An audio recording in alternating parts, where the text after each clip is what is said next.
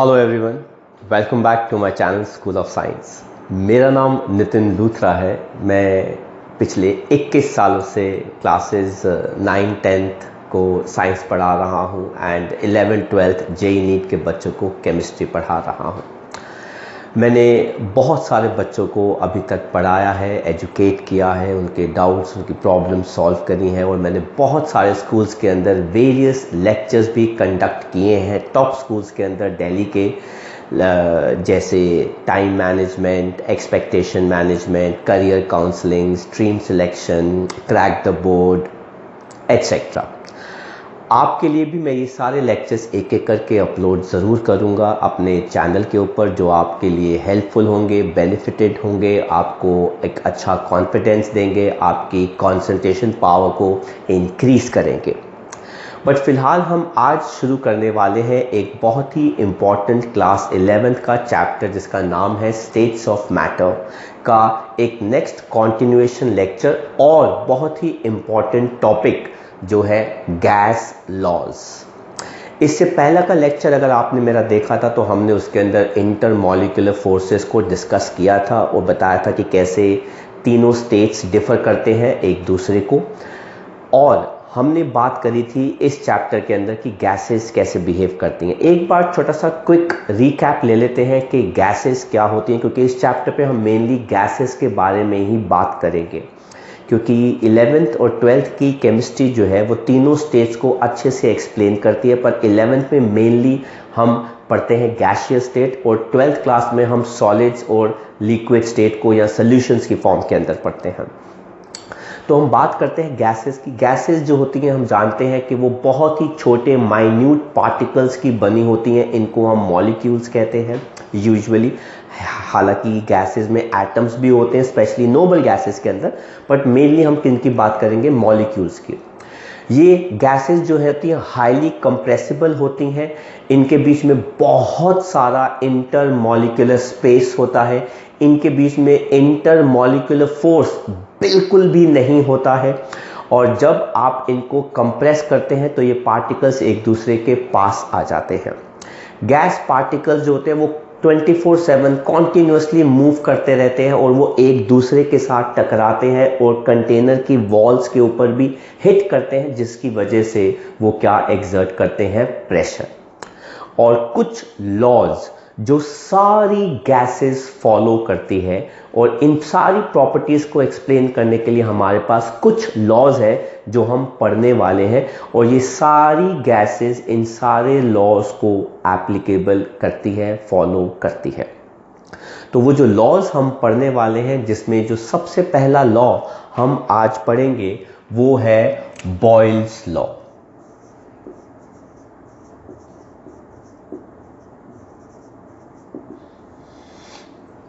Boyle's law क्या कहता है, जरा ध्यान से सुनिएगा। ये कहता है एट कांस्टेंट टेम्परेचर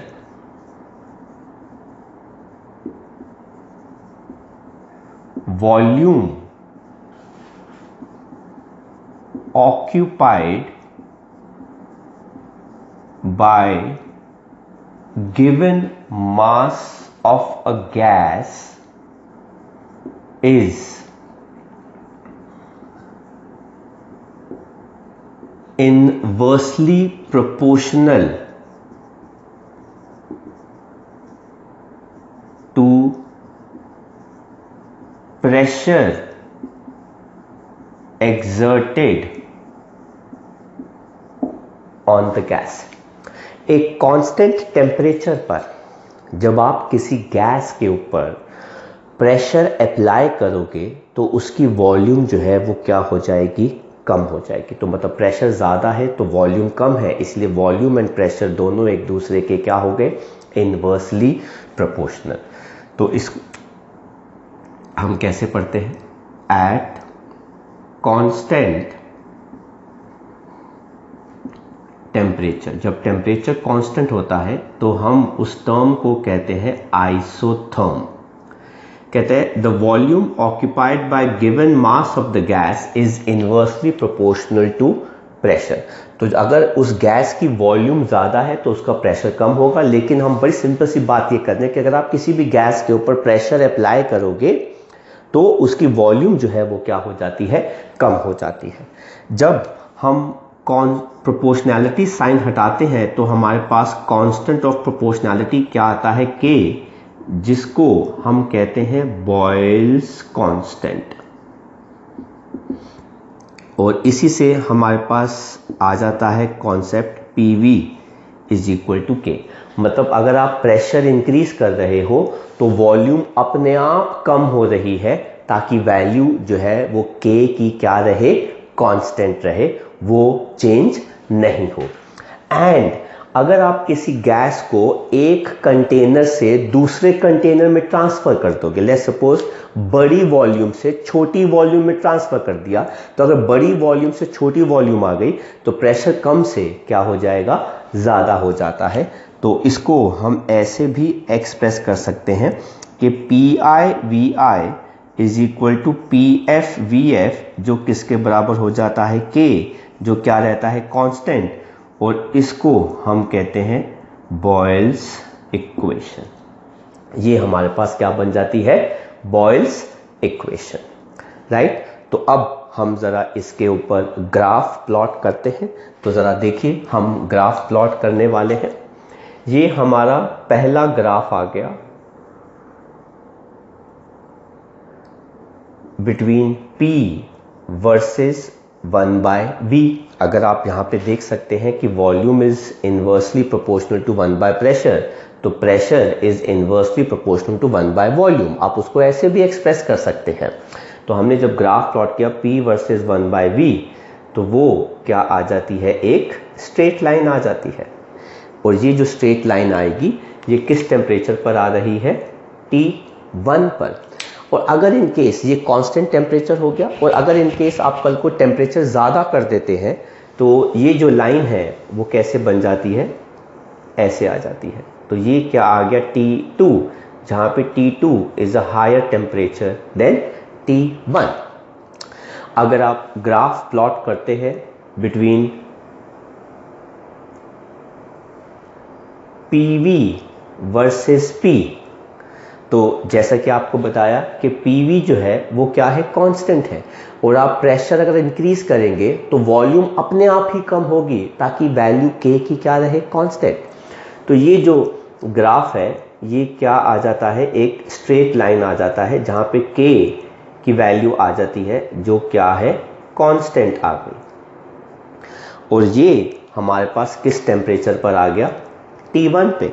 अगर आप टेम्परेचर इंक्रीज कर दोगे तो ये ग्राफ जो है वो कुछ ऐसा आ जाता है। तो जहाँ पे T2 is more than T1। और अगर इसके अंदर हम थर्ड ग्राफ प्लॉट करते हैं जो P और V के बीच में एसोसिएटेड है,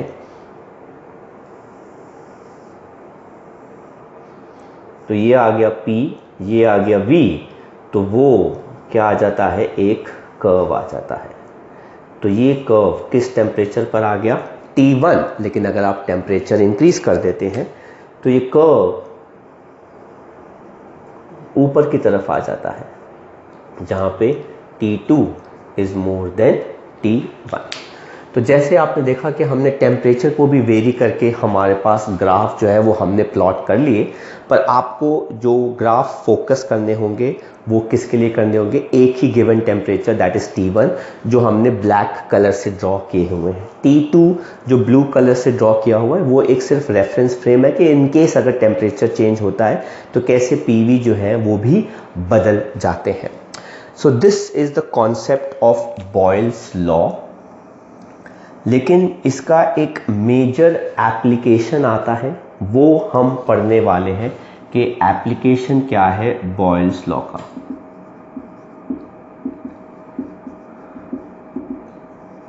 नाउ जैसा कि आप जानते हैं कि V is equal to K upon P है, इसको हम ऐसे भी लिख सकते हैं P is equal to K upon V।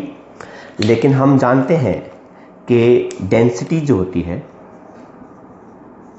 वो क्या होती है, मास अपॉन वॉल्यूम, या वॉल्यूम क्या हो जाएगी, मास अपॉन डेंसिटी, और इसको अगर मैं यहाँ पे प्लेस कर देता हूँ तो प्रेशर क्या आ जाएगा, K into D upon M, right. तो मैंने वैल्यू V की m/d यहाँ पे सब्स्टिट्यूट करी तो D ऊपर चला गया, m नीचे आ गया। लेकिन अगर आप ध्यान से देखें K तो वैसे ही हमारा बॉयल्स कांस्टेंट है और गैस का मास भी क्या होता है, हमारा फिक्स्ड होता है। भाई गैस के मॉलिक्यूल्स जो हैं वो तो फिक्स ही रहेंगे। लेट्स सपोज अगर हमारे पास एक कंटेनर है, एक रूम है, उसके अंदर 1000 मॉलिक्यूल्स है, तो वो 1000 मॉलिक्यूल्स चाहे यहाँ रहे चाहे दूसरी वॉल्यूम में जाए, वो 1000 मॉलिक्यूल्स चाहे इस वाली वॉल्यूम में रहे चाहे वो दूसरी वॉल्यूम में जाए, भाई मॉलिक्यूल्स तो उतने ही रहेंगे। अगर मॉलिक्यूल्स उतने हैं तो उनका मास भी क्या रहेगा, कांस्टेंट। तो अगर ये हमारे पास क्या आ जाता है, एक नया कांस्टेंट आ गया जिसको हमने क्या मार्क कर दिया, K इंटू डी, एंड इससे हमें पता लगा कि pressure is directly proportional to density of the gas. इसका मतलब क्या है कि जब आप किसी भी गैस के ऊपर प्रेशर अप्लाई करते हैं तो गैसेस जो हैं वो ज़्यादा क्या हो जाती हैं, डेंस हो जाती हैं, और अगर प्रेशर कम होगा तो उनकी डेंसिटी क्या हो जाती है, कम हो जाती है। तो इससे हमें क्या पता लगता है कि gases become more dense on applying or increasing pressure, right. तो ये हमारे पास आ गई एप्लीकेशन ऑफ बॉयल्स लॉ, और इसका अगर हमें एक प्रूफ चाहिए तो अगर आपको पता हो, हाई ऑल्टीट्यूड्स पर अगर हम बात करते हैं,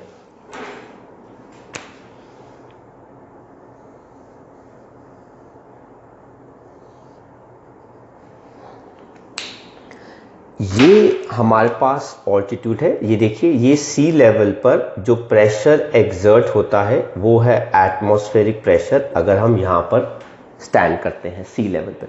लेकिन अगर हम हाई ऑल्टीट्यूड पे चले जाते हैं तो वहाँ पर एटमॉस्फेरिक प्रेशर जो है पहले से क्या हो जाता है, कम हो जाता है।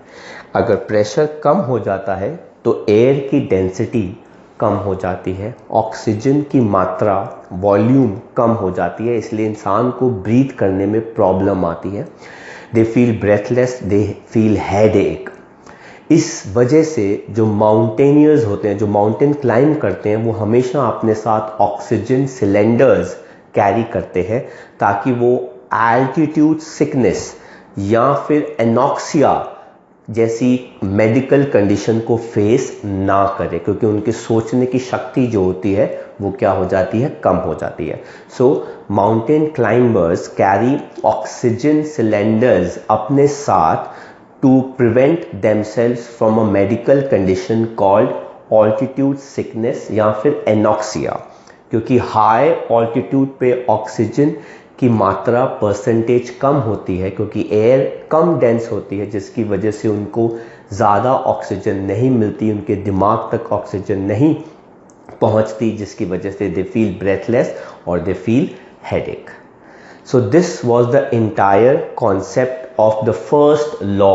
वो क्या है, बॉयल्स लॉ, जो गैसेस फॉलो करती है। सारी gases under the given set of conditions of temperature, pressure, volume क्या फॉलो करती हैं, बॉयल्स लॉ। वो अलग बात है कि कुछ गैस ज़्यादा कंप्रेस हो जाती है, उसकी वॉल्यूम ज़्यादा कम हो जाती है प्रेशर इंक्रीज करने पर, किसी के लिए प्रेशर इंक्रीज करने पर वॉल्यूम कम होती है, लेकिन किसी की कम ज़्यादा होगी, किसी की कम और ज़्यादा हो जाएगी, एंड सो ऑन। बट सारी गैसेस प्रेशर इंक्रीज करने पर उनकी वॉल्यूम जो है वो क्या होती है, कम होती है। This is what is followed by all gases. तो आई होप आपको बॉयल्स लॉ समझ में आया। तो बात करते हैं हमारे नेक्स्ट लॉ की, जिसका नाम है Charles law.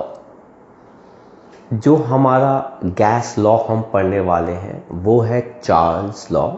French scientist Jacques Charles ने इस लॉ को एक्सप्रेस किया था, बताया था।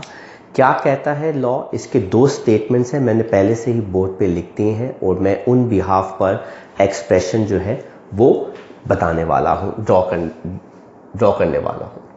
कहता है एट कांस्टेंट प्रेशर, जब प्रेशर नॉर्मली कांस्टेंट होता है तो उसको हम कहते हैं आइसोबार। कहते हैं जो भी वॉल्यूम आप किसी भी given mass of the gas की लेंगे वो डायरेक्टली प्रोपोर्शनल होती है उसके एब्सोल्यूट टेम्परेचर के। तो क्या कहता है, ज़रा आप इस वाले कॉन्सेप्ट से समझिए। हम पहले इसको एक्सप्रेस करने वाले हैं। कहते हैं जो भी वॉल्यूम ऑफ गैस की आप लेंगे, जो भी उसका गिवन मास है, वो जो भी वॉल्यूम ऑक्यूपाइड करता है वो डायरेक्टली प्रोपोर्शनल होता है एब्सोल्यूट टेम्परेचर पे, और ये क्या होता है एट कांस्टेंट प्रेशर। तो अगर V is directly proportional to temperature तो कांस्टेंट ऑफ प्रोपोर्शनैलिटी क्या आ जाता है K, जिसको हम क्या कहते हैं चार्ल्स कांस्टेंट। और अगर आप टेम्परेचर चेंज कर दोगे तो इसका मतलब वॉल्यूम चेंज हो जाएगी। तो ये आ जाएगा VI upon TI is equal to VF upon TF, जिसको हम क्या कहते हैं चार्ल्स इक्वेशन। इसको आप ऐसे भी एक्सप्रेस कर सकते हो VI upon VF is equal to TI upon TF। तो ये इस फॉर्म से भी एक्सप्रेस हो सकता है।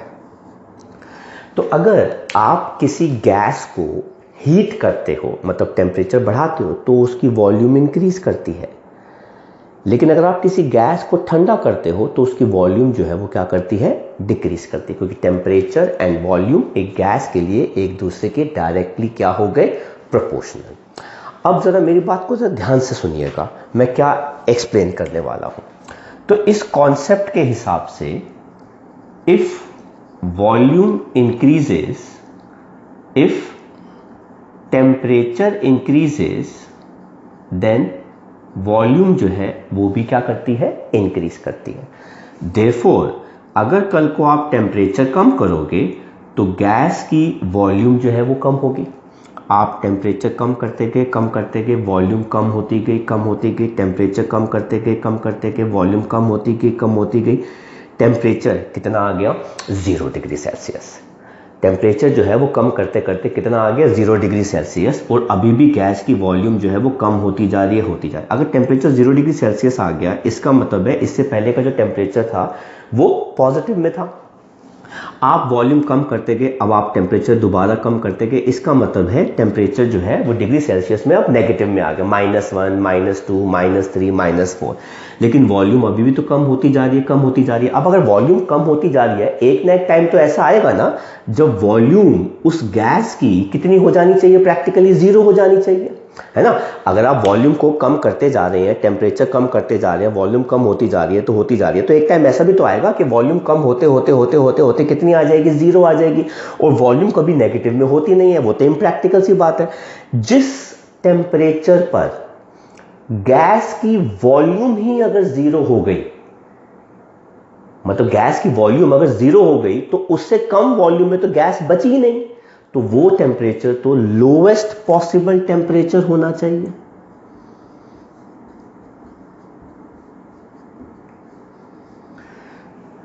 और वो लोएस्ट पॉसिबल टेम्परेचर जो है वो कितना आता है -273.15 डिग्री सेल्सियस। अब आप 0.15 लगाना है नहीं लगाना वो बात की बात है। पर अगर आप किसी भी गैस के लिए टेम्परेचर कम करोगे उसकी वॉल्यूम कम होगी। टेम्परेचर डिग्री सेल्सियस में हम कम करते गए, पॉजिटिव से कम होता वो 0 डिग्री आ गया। 0 डिग्री में टेम्परेचर नेगेटिव आ गया, वॉल्यूम भी साथ साथ में कम होती जा रही है। लेकिन एक टाइम तो ऐसा आएगा ना जब गैस की वॉल्यूम 0 हो जाएगी। अगर भाई गैस की वॉल्यूम ही नहीं है तो आप टेम्परेचर किसका मेजर कर रहे हो? जब गैस ही है ही नहीं तो आप टेम्परेचर किसका मेजर करो? वैक्यूम का टेम्परेचर ना मेजर कर सकते हैं हम, है ना। तो दैट मींस वो टेम्परेचर जो है वो लोएस्ट पॉसिबल टेम्परेचर हो गया, और वो लोएस्ट पॉसिबल टेम्परेचर जो आएगा वो कितना आना चाहिए -273.15 degree Celsius, standard condition of 1 atm pressure या 1 बार प्रेशर।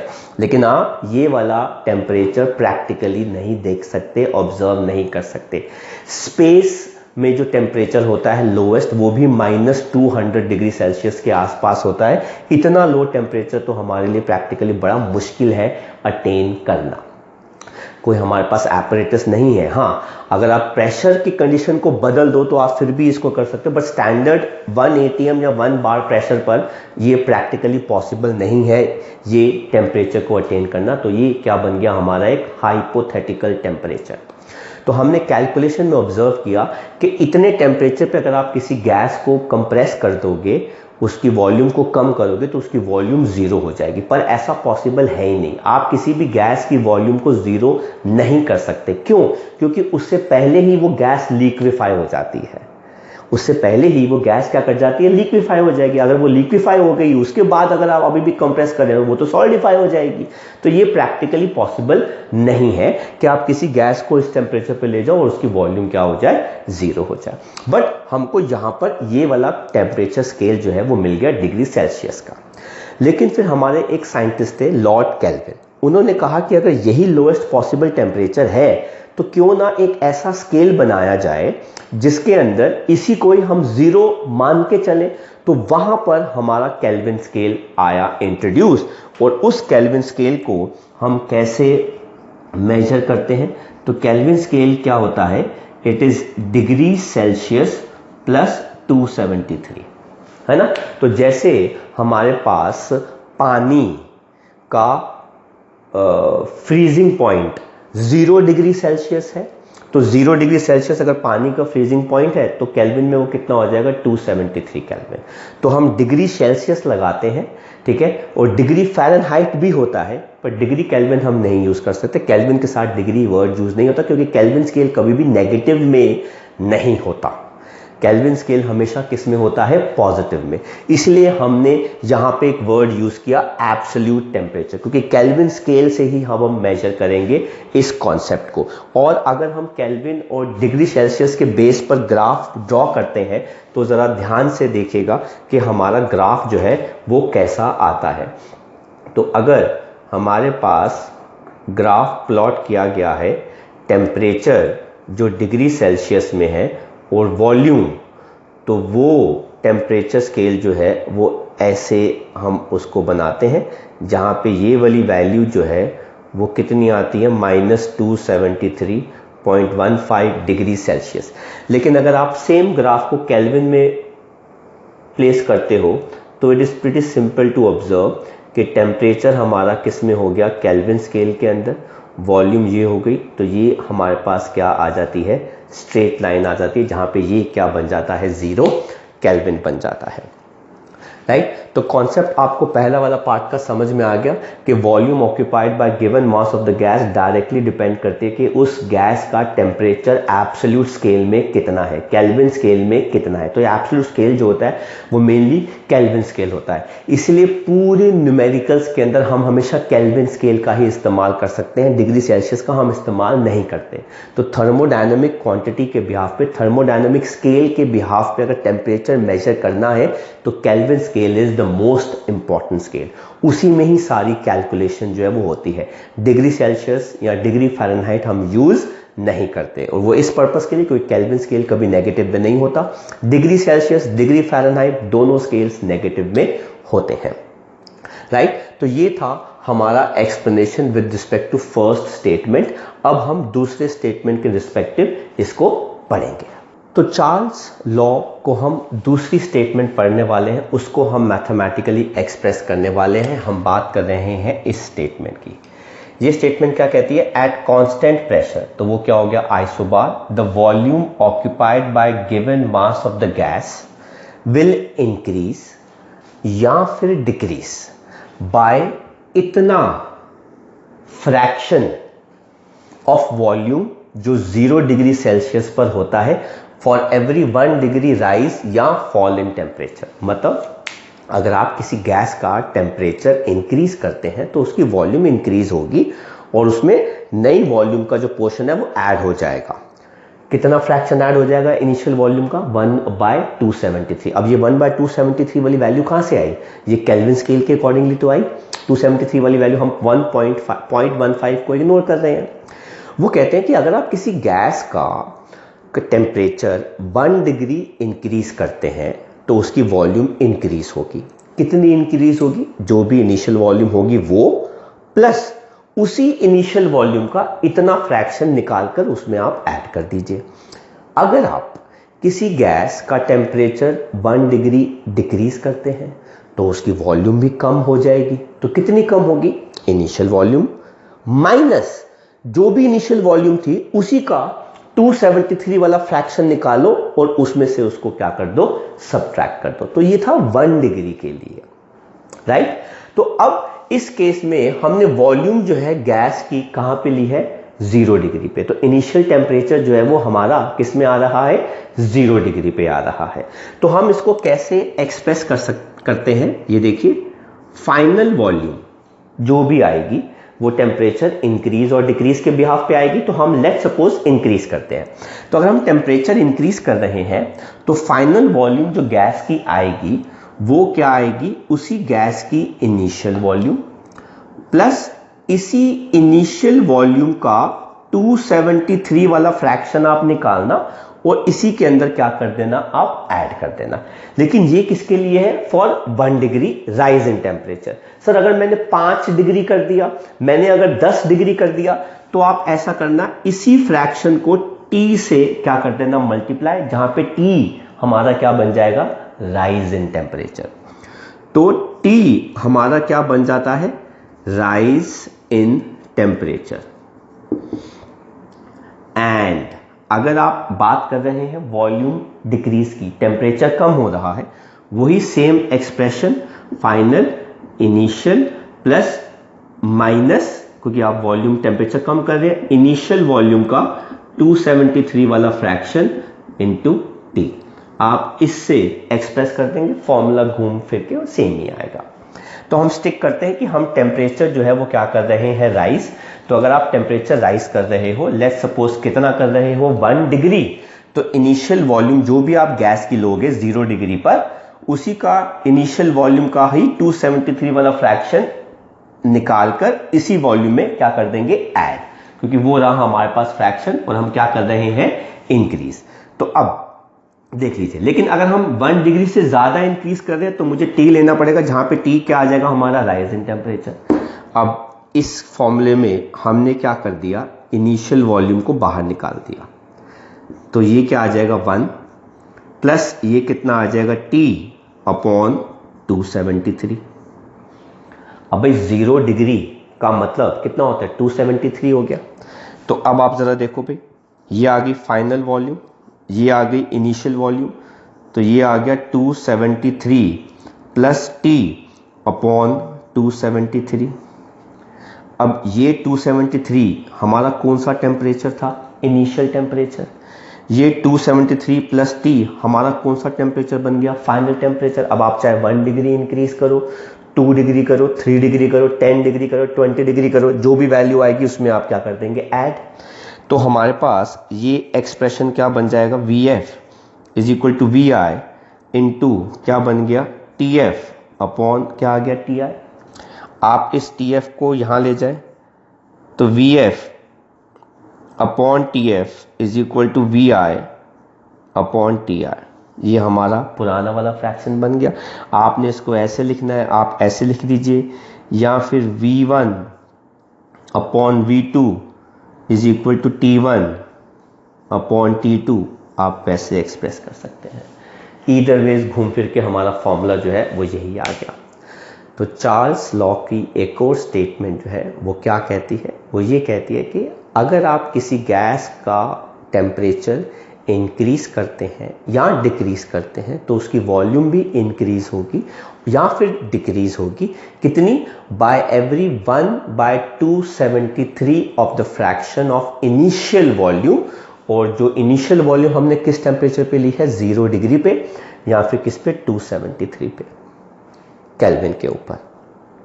तो चाहे आप ऐसे एक्सप्रेस कीजिए, ऐसे एक्सप्रेस कीजिए, बात सेम ही है। ग्राफ हमने आपको दोनों दिखा दिए हैं और सारी गैसेस चार्ल्स लॉ फॉलो करती हैं। हर गैस के लिए अगर आप टेम्परेचर इंक्रीज करेंगे उसकी वॉल्यूम इंक्रीज होगी।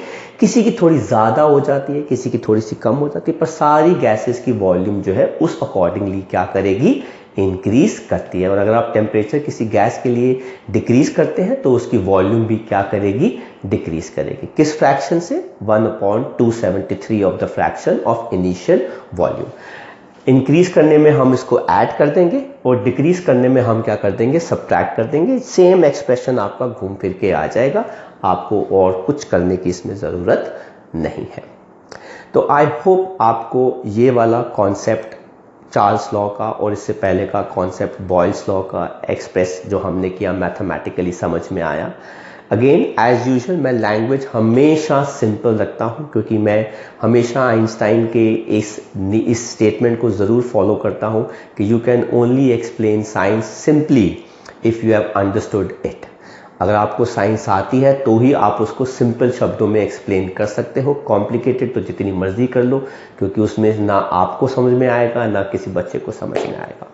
तो अगर आपको समझ में आया है, अच्छा लगा है लेक्चर, तो इसको लाइक करना मत भूलिएगा। अपने फ्रेंड्स के साथ भी इसको ज़रूर शेयर कीजिएगा, और जिन बच्चों ने मेरे चैनल को सब्सक्राइब नहीं किया है वो ज़रूर सब्सक्राइब कर लीजिए, ताकि आपको रेगुलर नोटिफिकेशन और अपडेट्स जो है वो चैप्टर के अकॉर्डिंग मिलते रहें। इसके अलावा भी अगर आपका कोई भी पर्सनल डाउट भी है तो प्लीज़ मेरे नंबर पे आप शेयर कर लीजिए, मुझे व्हाट्सएप कर दीजिए, मुझे कॉल कर दीजिए, मैं ज़रूर आपकी हेल्प करूँगा। Till then, study hard. Bye-bye from School of Science.